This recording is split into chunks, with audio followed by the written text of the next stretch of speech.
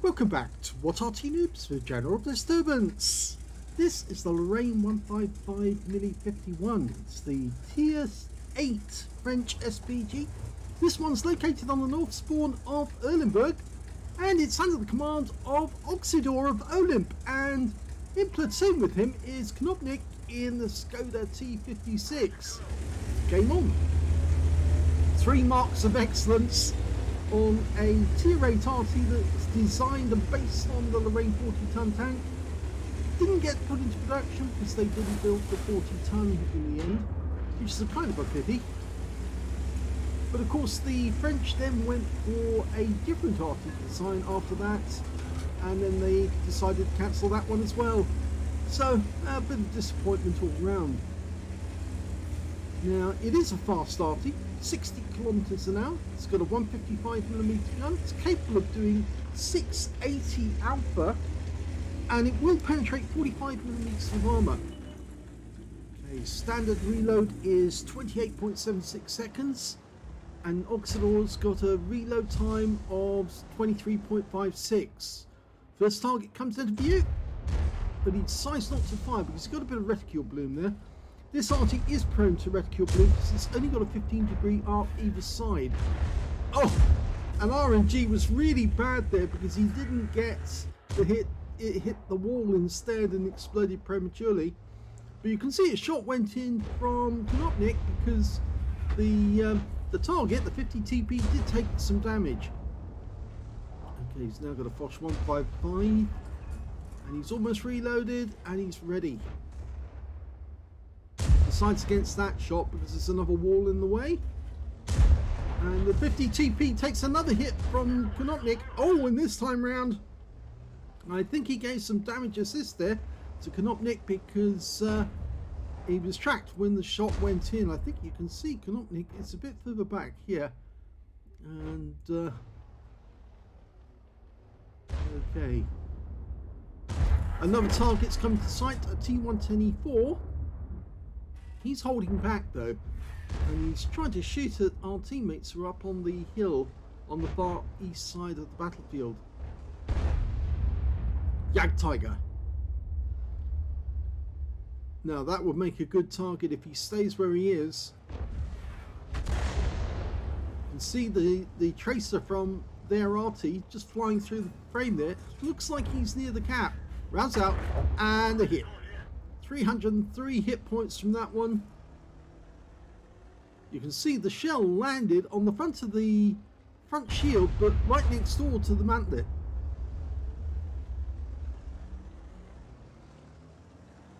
Now, what else about the Lorraine 155 Mini 51? Well, it was designed in 1951. It was the second design that Lorraine came up with. They came up with the first one in 1950, and that became the Lorraine 155 Mini 50.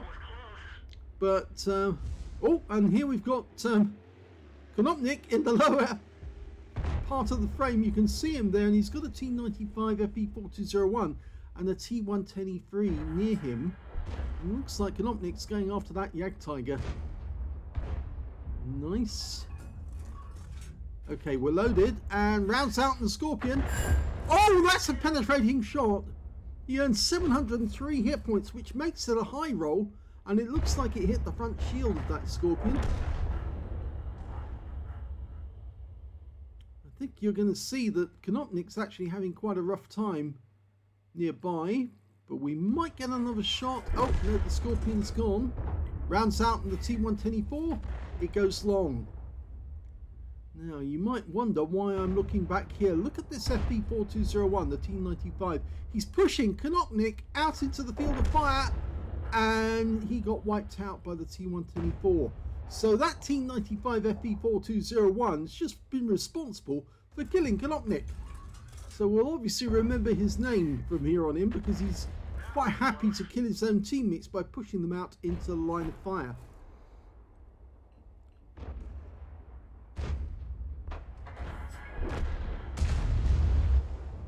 Okay, we can't get the Foch at the moment, but that Jagdtiger, he's gone down into the river as some defense. We're just loaded now.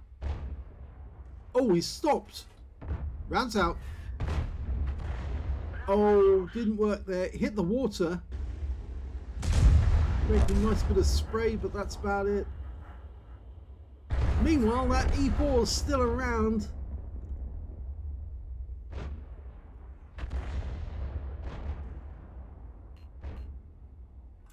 Yeah, it's very difficult to get through the frontal armors of E4s.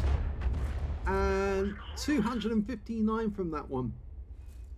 You notice how it's very unusual to see a penetrating shot which goes above half of the value of the alpha. The alpha, of course, as I mentioned, was 680, so that means 340 would be the non-penetrating value for average value. That one just splashed and stunned E4.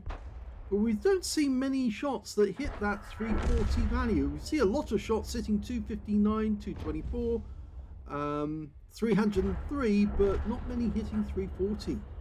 I think Wargaming is diddling us. They're telling us that the alpha is a particular value, but they're actually applying something completely different, something much less. Yes, he did get a high roll when he penetrated the front of the Scorpion, but that's only because he got the penetration shot. We're looking over this side because there's supposedly a Lorraine 40 ton over here. There's only 4 enemy tanks left and they're all over this side of the map. Kampfpanzer Fünfzig. Oh, that just clipped him. It splashed behind him and he picked up 121 and then some stun assist. But I think I saw some tracer coming out of these woods, so I think the Lorraine 40 ton is just behind one of those bushes. Now there's only one tank left. It is the Lorraine 40 ton tank. Now can he get a shot on target? There he is. Rounds out. Oh, he hit him and he was killed immediately afterwards, so we picked up the stun assist off that one and the Lorraine 40 ton is no more. Here's the end of battle results, and that was an ace tanker game for Oxidor in the Lorraine 15mm51. He managed to get a Bruiser medal for getting at least 5 critical hits. In fact, he got 8, and he also got a Confederate for hitting more of the enemy than anyone else on his team. His win rate from that one was 2,871, which is between Unicum and Super Unicum level. Let's have a look at team score. Well, he didn't get the highest damage in this game. That actually went to the Progetto 65 on our team, who managed 4,131. The second highest damage went to that T124 on the enemy team with 3,816. The third highest damage actually went to their Object 430 with 3,778. Oxidor managed 2,836, and we can see that Konopnik managed 1,234, but of course he was killed prematurely when the T95, which is this player, pushed him out into the line of fire. Let's check his real name, if that is his real name. No, his real name is Kyu T in the Fame clan. Well, Fame are renowned for some of their play not being completely up to scratch. I think somebody ought to tell them that they've got somebody who's willing to team kill by pushing somebody out into the line of fire. He is only a recruit in Fame, but that's not exactly a very nice thing to do to someone. Let's have a look at the rest of the details. Oh, by the way, we can say that that chieftain did actually manage to get a Confederate, but he earned it the wrong way because, of course, he did team kill one of his own teammates.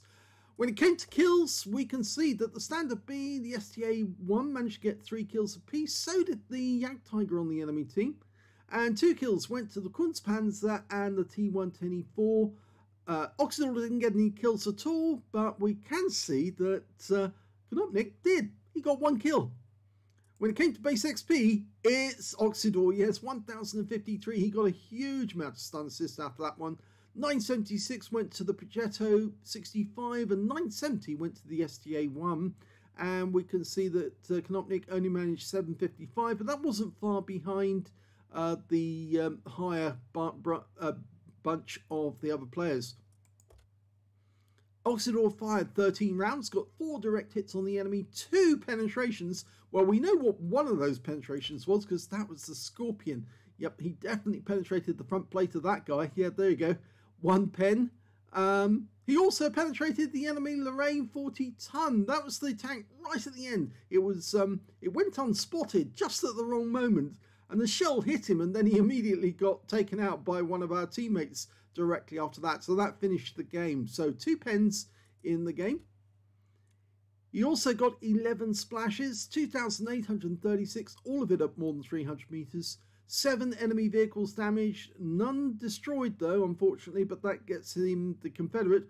1,175 hit points of stun assist off 13 stuns, and that helped him to get the ace tanker. 42,893 credits for the battle, and after resupply of ammunition and consumables, he took away 18,333 credits profit. 1,579 XP and no multipliers, so that's all the experience points he took away. So in the first battle, yes, this is a 2-part replay. In the first battle, he gets an ace and Confederate. Can he do the same in the next battle? Let's find out. The second replay is on the Tundra map, and yep, they're both still in action. Knopnick's this time in the Skoda, and Oxidor is in his Lorraine. Now, I should actually say, this battle took place only minutes after they finished the last one, so 2 consecutive battles in the same vehicles. Well, he's headed off to the centre. Or is he going to go into the corner? Well, we'll have to see. No, he's decided this corner. This is actually quite a good firing position. I've picked this spot myself, but it is vulnerable to getting spotted. But he's got a Samur in sight already and lined up. Rounds out. Direct hit. Good shot. Another good thing about having this position is firing up into the hill. And that Samur is not stopping. He's still coming this way. We're almost loaded. And he dies. So picked up all the stun assist off that one. Okay, I don't think you're going to get any shots over on the far west side of the map, mainly because... Oh, he did manage to get it. He's actually backed up a bit. Okay, we've got 2 tanks to deal with. Well, 3 tanks to deal with. I think that's 705. It's going to sit behind that rock. Rounds out. Well, he's been stunned and he was damaged. Only a small damage though. 161. Oh, we've got 4 tanks on this side. That makes it a lot more fun because you've got plenty of targets to aim at. Okay, we're going for the M3Y. Oh! Now that was interesting. He actually did a fair bit of damage, but actually I'm not sure. That might have been Konopnik, because he's got his Skoda T56 in the same vicinity. So maybe 2 shells went in at the same time, because we only got 176 off that one, but he did show a lot of damage at the same time. Rounds out. 2 tanks hit. Only the CC1 Mark II actually took some proper damage. 262, but they both got stunned. And there's Konopnik. Okay, and he's just said he's helping him, which is always nice to get that assistance notification. Okay, which one are we going for? CC1 Mark II? Yes! And he's stunned 2 again. It just keeps them suppressed because they don't really want to get involved if they're stunned. Unfortunately though, the CC1 Mark II just killed our 7032. And yeah, unfortunately we're having to move back to get a better shot. There's a Waffenträger just behind that house. Not showing himself yet though.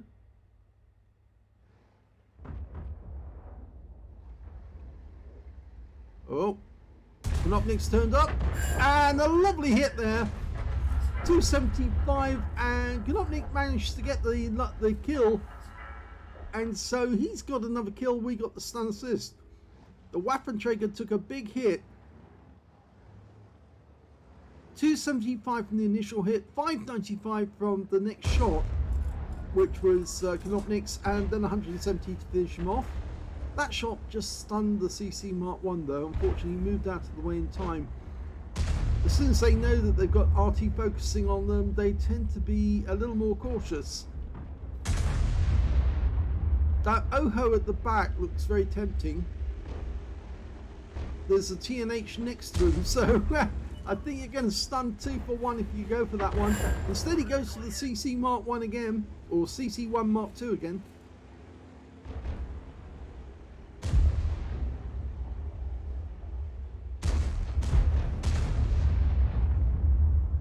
TNH just took a hit. I think that was Konopnik again. He's coming to this side. Okay, we've got a shot on the TC. Rounds out. Another hit, but it didn't penetrate the armor, so he didn't suffer any damage other than the critical hit. And now we can see this is going to be fun because Konopnik's got 2 shots each time he loads his magazine. And he takes 1 hit on the TNH and then finishes him off with his second one. Okay, so we're hitting the OHO. Nice hit. All the enemy on the east side of the map has been cleared. We're now just dealing with these guys. And the OHO just gave us some more stun assist there. Enemy RT's been located, but I don't think we need to worry about him at all. Just the CC Mark 1. Oh, big hit again. 124 on some stun. And there's the kill. That means there's only one left. It's the M40, and he's just been wiped out.